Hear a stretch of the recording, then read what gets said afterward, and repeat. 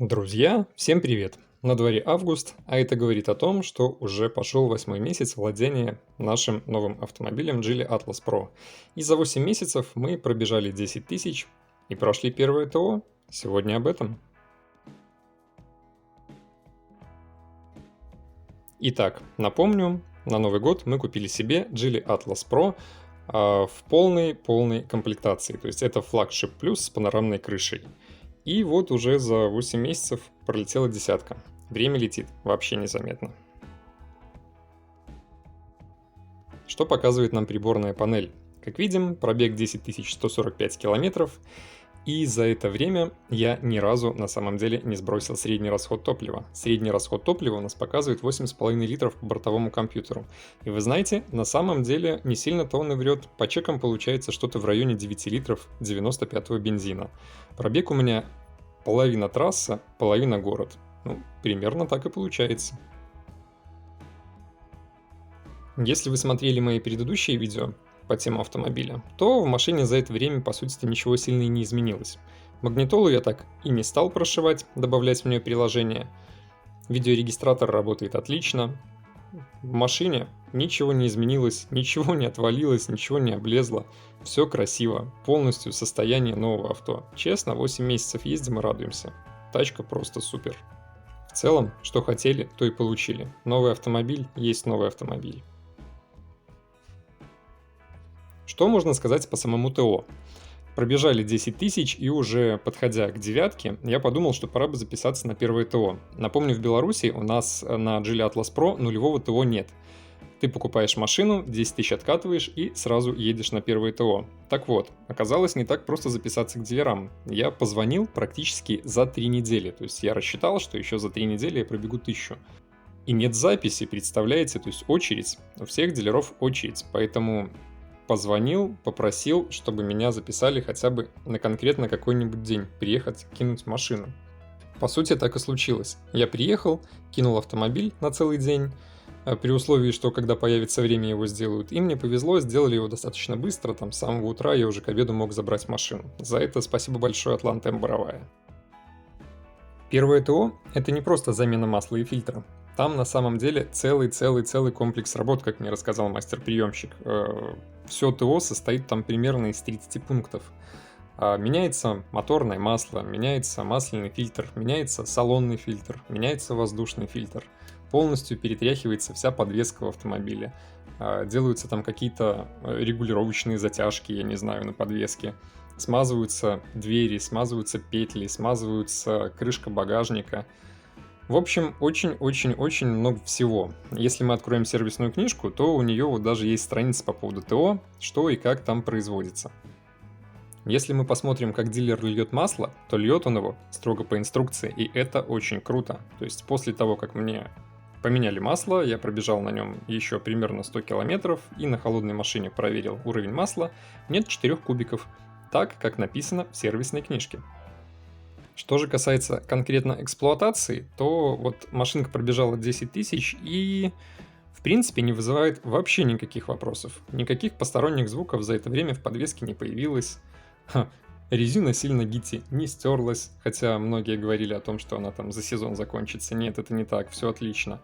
Единственная претензия к машине – реально маленький бачок стеклоомывателя. Он там, по-моему, что-то в районе 3,5 литров.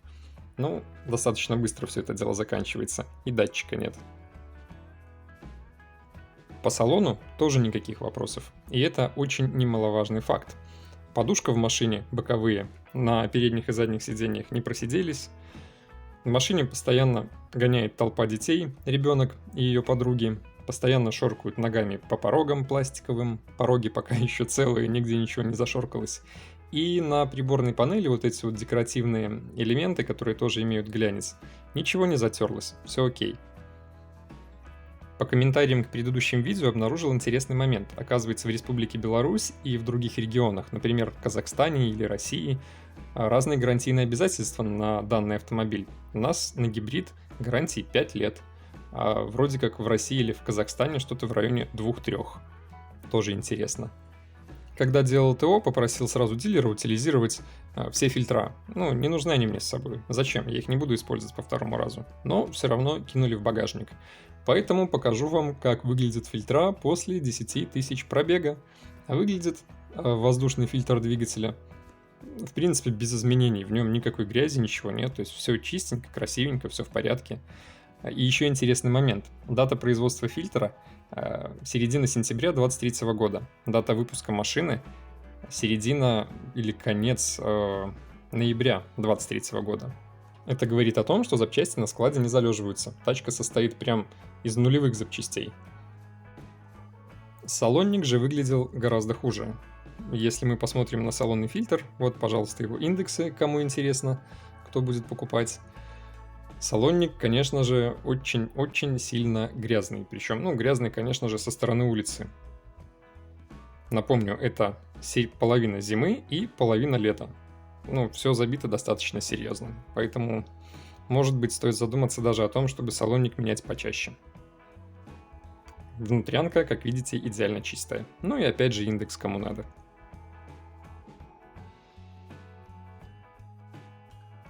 Насчет смазки дополнительных механизмов и петель не соврали. Действительно, везде появилось что-то наподобие какой-то смазки. И, кстати, я обращал внимание, до этого ее много вот так вот не торчало, не было. То есть дилер действительно уделяет этому внимание. Все проверяет, подмазывает, смазывает, регулирует, если надо. Молодцы, что сказать. Не профилонили?